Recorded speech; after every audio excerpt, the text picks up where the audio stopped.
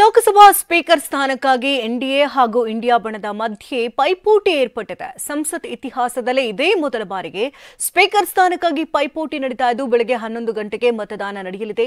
ಈ ಮಧ್ಯೆ ವಿಪಕ್ಷ ನಾಯಕನಾಗಿ ಆಯ್ಕೆಯಾಗಿರುವಂತಹ ರಾಹುಲ್ ಗಾಂಧಿ ಲೋಕಸಭೆಯಲ್ಲಿ ಯಾವ ರೀತಿ ವಿಪಕ್ಷಗಳನ್ನು ಮುನ್ನಡೆಸುತ್ತಾರೆ ಅನ್ನೋ ಕುತೂಹಲ ಕೆರಳಿಸಿದೆ.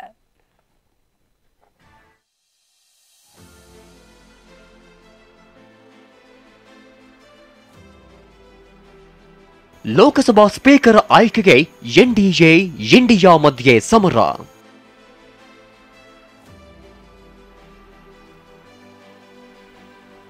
ಎನ್ಡಿಎಯಿಂದ ಓಂ ಬಿರ್ಲಾ, ಇಂಡಿಯಾದಿಂದ ಕೆ ಸುರೇಶ್ ನಾಮಪತ್ರ.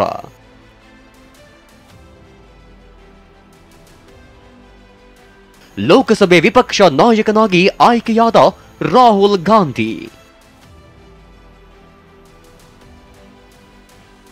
18ನೇ ಲೋಕಸಭೆಯ ಸ್ಪೀಕರ್ ಆಯ್ಕೆ ವಿಚಾರವಾಗಿ ಭಾರೀ ಜಟಾಪಟಿಯೇ ನಡೆದಿದೆ. ಸ್ಪೀಕರ್ ಸ್ಥಾನಕ್ಕೆ ಚುನಾವಣೆ ನಡೆಸಲೇಬೇಕಾದ ಅನಿವಾರ್ಯತೆ ಸೃಷ್ಟಿಯಾಗಿದೆ. Supriya Kamath poultry feed business ನಲ್ಲಿ ವರ್ಷಕ್ಕೆ 12 ಲಕ್ಷ ಗಳಿಸ್ತಿದ್ದಾರೆ. ನೀವು ಕೂಡ ಅವರಿಂದ ಕಲಿಬೇಕಾ? ಅವ್ರ ಜೊತೆ ವಿಡಿಯೋ ಕಾಲ್ ನಲ್ಲಿ ಮಾತಾಡಬೇಕಾ? ಈಗಲೇ ಫ್ರೀಡಮ್ ಆಪ್ ಡೌನ್ಲೋಡ್ ಮಾಡಿ. ಯಾಕಂದ್ರೆ ವಿಪಕ್ಷಗಳು ಇಟ್ಟಿದ್ದ ಬೇಡಿಕೆಗೆ ಆಡಳಿತಾರೂಢ ಎನ್ಡಿಎ ನಾಯಕರು ಒಪ್ಪಿಲ್ಲ. ಸ್ಪೀಕರ್ ಸ್ಥಾನಕ್ಕೆ ಓಂ ಬಿರ್ಲಾ ಅವರ ಹೆಸರನ್ನ ಅಮಿತ್ ಶಾ ಮತ್ತು ನಡ್ಡಾ ಅಂತಿಮಗೊಳಿಸಿದ್ರು. ತಮ್ಮ ಅಭ್ಯರ್ಥಿ ಅವಿರೋಧವಾಗಿ ಆಯ್ಕೆಯಾಗಬೇಕು ಅಂತ ಕೇಂದ್ರ ಸಚಿವ ರಾಜನಾಥ್ ಸಿಂಗ್ ಅಖಾಡಕ್ಕೆ ಇಳಿದಿದ್ರು. ಎಐಸಿಸಿ ಅಧ್ಯಕ್ಷ ಮಲ್ಲಿಕಾರ್ಜುನ ಖರ್ಗೆ ಸೇರಿದಂತೆ ಇಂಡಿಯಾ ಕೂಟದ ನಾಯಕರಿಗೆ ಕರೆ ಮಾಡಿ ಬೆಂಬಲ ಕೋರಿದ್ರು. ಆದರೆ ವಿಪಕ್ಷಗಳ ನಾಯಕರು, ನೀವು ಆಯ್ಕೆ ಮಾಡುವ ಸ್ಪೀಕರ್ ಅಭ್ಯರ್ಥಿಯನ್ನ ನಾವು ಬೆಂಬಲಿಸ್ತೇವೆ, ಆದರೆ ನಮಗೆ ಉಪಸಭಾಪತಿ ಸ್ಥಾನ ನೀಡಬೇಕೆಂದು ಬೇಡಿಕೆ ಇಟ್ಟಿದ್ರು. ಆದರೆ ಬಿಜೆಪಿ ವಿರೋಧ ಪಕ್ಷಗಳ ಬೇಡಿಕೆಯನ್ನ ತಿರಸ್ಕರಿಸಿದೆ.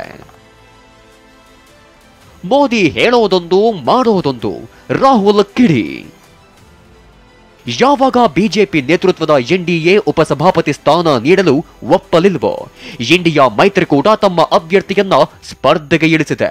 ಕೇರಳದ ಹಿರಿಯ ಕಾಂಗ್ರೆಸ್ ಸಂಸದ ಕೆ ಸುರೇಶ್ ಅವರನ್ನ ಸ್ಪೀಕರ್ ಸ್ಥಾನದ ಅಭ್ಯರ್ಥಿಯನ್ನಾಗಿ ಕಣಕ್ಕಿಳಿಸಿ ಸವಾಲು ಎಸೆದಿದ್ದಾರೆ. ಅಷ್ಟೇ ಅಲ್ಲ, ಕಾಂಗ್ರೆಸ್ ಗಾಂಧಿ ಪ್ರಧಾನಿ ಮೋದಿ ವಿರುದ್ಧ ವಾಗ್ದಾಳಿ ನಡೆಸಿದ್ದಾರೆ. ಮೋದಿ ಹೇಳೋದೊಂದು ಮಾಡೋದೊಂದು ಮಾಡ್ತಾರೆ ಎಂದಿದ್ದಾರೆ. तो मेरा कहना है कि नरेंद्र मोदी जी कहते कुछ हैं और करते कुछ हैं. यही इनकी फॉर्मूला है, यही इनकी स्ट्रेटजी है और इनको ये बदलना ही पड़ेगा. इशू क्या है कि पूरा देश जानता है कि प्रधानमंत्री के शब्दों का कोई मतलब नहीं है. प्रधानमंत्री कहते हैं कोऑपरेशन होनी चाहिए, बाहर वो कहते हैं और अंदर कुछ और करते हैं. ಸ್ಪೀಕರ್ ಆಯ್ಕೆಗೆ ಇಬ್ಬರು ಅಭ್ಯರ್ಥಿಗಳು ಕಣದಲ್ಲಿ ಇರೋದ್ರಿಂದ ಚುನಾವಣೆ ನಡೆಸಲೇಬೇಕಾಗಿದೆ. ಹೀಗಾಗಿ ಇಂದು ಬೆಳಗ್ಗೆ 11 ಗಂಟೆಗೆ ಲೋಕಸಭೆಯಲ್ಲಿ ಸ್ಪೀಕರ್ ಆಯ್ಕೆ ಸಂಬಂಧ ಚುನಾವಣೆ ನಡೆಯಲಿದೆ. ಲೋಕಸಭೆ ವಿಪಕ್ಷ ನಾಯಕನಾಗಿ ರಾಹುಲ್ ಗಾಂಧಿ ಆಯ್ಕೆ.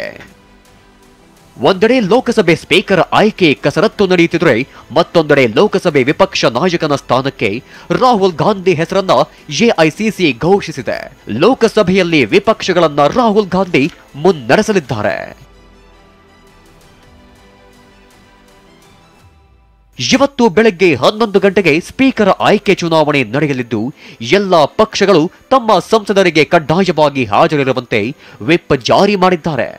ವಿಪಕ್ಷ ನಾಯಕನಾದ ಮೇಲೆ ರಾಹುಲ್ ಗಾಂಧಿ ಮೊದಲ ಬಾರಿಗೆ ಲೋಕಸಭೆಗೆ ಹಾಜರಾಗಲಿದ್ದು, ಯಾವ ರೀತಿ ನಿಭಾಯಿಸುತ್ತಾರೆ ಅನ್ನೋ ಕುತೂಹಲ ಕೆರಳಿಸಿದೆ. ಹರೀಶ್, ಟಿವಿ9, ನವದೆಹಲಿ.